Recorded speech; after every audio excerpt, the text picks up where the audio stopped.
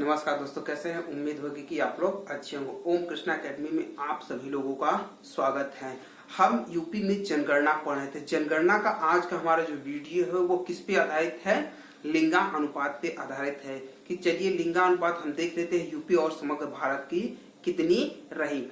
अगर 2011 की जनगणना की बात करेंगे, 2011 की जनगणना की बात करेंगे तो 2011 की जो जनगणना हुई उसमें पर पुरुष पर महिलाओं की संख्या कितनी? 912 रही पर पुरुष पर। हमें यहाँ लिखा हुआ है कि 2000 जनगणना के अनुसार प्रदेश में 1000 पुरुषों पे 912 ही महिलाएं हैं। इसका मतलब जानते हैं 88 महिलाएं कम, 88 व्यक्ति ऐसे होंगे जो हमारे अविवाहित रहेंगे, जो कि राष्ट्रीय औसत से 13 कम है, जो कि राष्ट्रीय औसत से 13 है। राष्ट्रीय औसत हमारा कितना था? 943।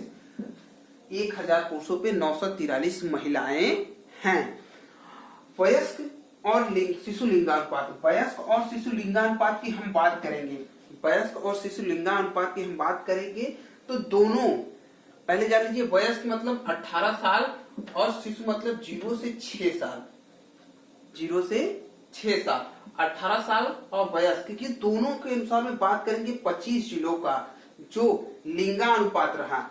सॉरी, राज्य में जो स्थान रहा, राज्य और केंद्र शासित में, माने 0 से 6 से लेकर और वयस्कों की संख्या वो रही, वह प्रदेश में, पूरे प्रदेश में, माने पूरे प्रदेश का मतलब उत्तर प्रदेश के जितने हमारे प्रदेश है उसमें हमारा 26वां स्थान रहा।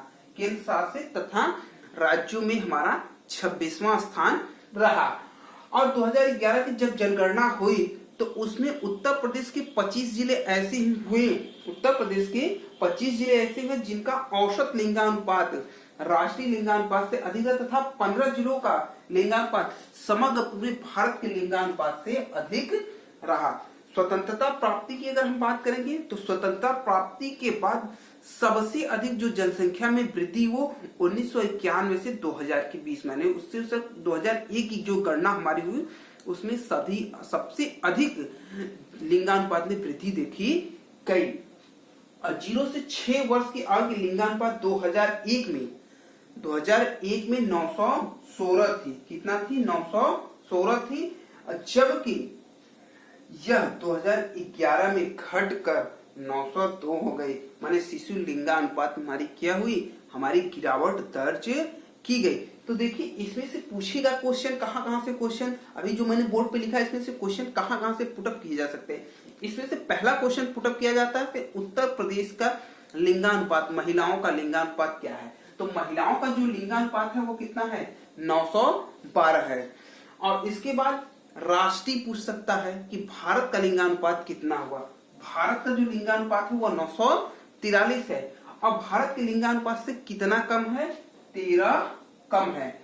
अब प्रदेश के लिंगानुपात में, ठीक, और एक और 2011 की तुलना में, 2011 की तुलना में प्रदेश में लिंगानुपात जो हमारी हुई 14%, प्रदेश की लिंगानुपात 14% की हमारी क्या हुई? वृद्धि हुई है। और इसके बाद 2001 में 898 माने 1000 पुरुष पे 898 महिलाएं थी। और जो बढ़कर 2011 की गणना हुई ये 14% की इसमें वृद्धि दर्ज की गई।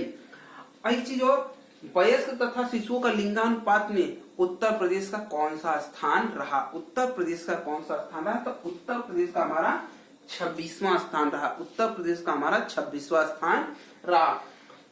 2011 के अनुसार 25 जिलों में, 25 जिलों का जो समग्र भारत के ऊपर लिंगानुपात औसत से ऊपर रहा। और 15 जिलों का जो लिंगानुपात हुआ वो समग्र भारत के लिंगानुपात से अधिक है। माने कि जो औसत रहा 913 उससे ऊपर रही लिंगानुपात। और पूरे जिलों के प्रदेशों की बात की जाएगी तो 15 जिले ऐसे हैं जो पूरे प्रदेश से ऊपर हमारे लिंगानुपात पाए गए। सबसे अधिक जो वृद्धि दर्ज की गई किस वर्ष में? सबसे अधिक जो हमारी वृद्धि दर्ज की गई वो 1991 2000, माने 2001 की जो गणना हुई उसमें लिंगानुपात में सर्वाधिक वृद्धि हमारी दर्ज की गई। और 0 से 6 वर्ष के लिंगानुपात में का 2001 में 916 था, जबकि 2001 में घट गया, 902 ही हो गया। तो ये पूछा जा सकता है क्वेश्चन एग्जाम में, ये सब क्वेश्चन पूछे जाएंगे। हमारी 2001 और 2011 की जो जनगणना हुई, ठीक है, उसमें वयस्क लिंगानुपात में 14% की वृद्धि हुई। वयस्क लिंगानुपात में 14% की वृद्धि हुई, लेकिन वहीं 0 से 6 वर्ष की आयु की जो लिंगानुपात है वो 14% की कमी या 14 अंक की कमी दर्ज की गई। अब इसके बाद राष्ट्रीय शिशु लिंगानुपात, राज्य का मान राष्ट्रीय शिशु लिंगानुपात और जो राज्य का शिशु लिंगानुपात था वह कितना था? राज्य का लिंगानुपात 17 कम था। माने जो हमारा शिशु लिंगानुपात राष्ट्रीय शिशु लिंगानुपात था उससे हमारा जो प्रदेश का राष्ट्रीय लिंगानुपात है वह 17 अंक क्या था? कम था या 17% कम था। चलिए देख लीजिए कि सर्वाधिक लिंगानुपात कहाँ पे हुआ और न्यूनतम लिंगानुपात कहाँ पे हुआ। तो सर्वाधिक लिंगानुपात की बात करेंगे तो सर्वाधिक लिंगानुपात हमारा सबसे अधिक जो नोट दर्ज की गई वो जौनपुर की दर्ज की गई। जौनपुर में सबसे अधिक लिंगानुपात हुआ। यहाँ 1000 पुरुषों पे 1024 हमारी की थी महिलाएं थी। तो सबसे अधिक लिंगानुपात हमारा जौनपुर का हुआ। फिर उसके बाद आजमगढ़ का, जौनपुर के बाद आजमगढ़ का लिंगानुपात, फिर उसके बाद देवरिया, प्रतापगढ़ और सुल्तानगढ़। पहले स्थान पे हमारा जौनपुर हुआ, दूसरे स्थान पे आजमगढ़, तीसरे स्थान पे देवरिया, चौथे स्थान पे प्रतापगढ़ और पांचवें स्थान पे सुल्तानपुर। सबसे कम लिंगानुपात कहाँ नोट किया गया? सबसे कम लिंगानुपात जो हमारा नोट किया गया वो गौतम बुद्ध नगर में निकल गया 851। उसके बाद बागपत, हमीरपुर, दोनों जगह की जो दूसरे पे बागपत और हमीरपुर या न्यूनतम लिंगानुपात दूसरे स्थान पर दोनों की सेम दर्ज की गई। तीसरा कानपुर नगर, बांदा और मथुरा। कानपुर नगर, बांदा और मथुरा की जो लिंगानुपात थी वो कितनी थी? 863 थी। औरैया की बात करेंगे तो औरैया की जो लिंगानुपात थी वो 864 थी और जालौन की 865।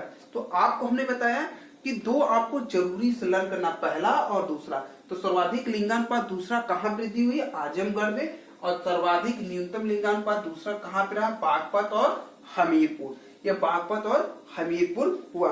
तो आपको पहला और दूसरा इसमें से लर्न करना सबसे जरूरी है, क्योंकि दूसरा भी क्वेश्चन आजकल पुटअप किए जाएंगे, क्योंकि यूपीएससी का एग्जाम है। इसमें क्वेश्चनों की प्रवृत्ति जो होती है वो सूक्ष्म ली जाती है, सूक्ष्म करता जा रहा है। अधिकारी रैंक की पोस्ट है तो इसके लिए आप क्वेश्चन को एकदम सूक्ष्म से रटिए, सूक्ष्म से जानिए।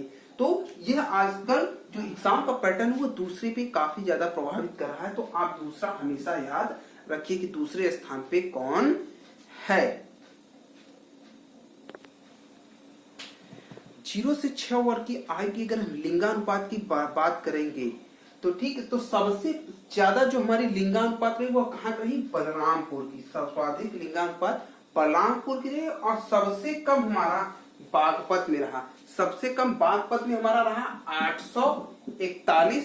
बागपत में गौतम बुद्ध नगर में 843 और इसके बाद गाजियाबाद में 850, मेरठ में 852 और बुलंदशहर में 854।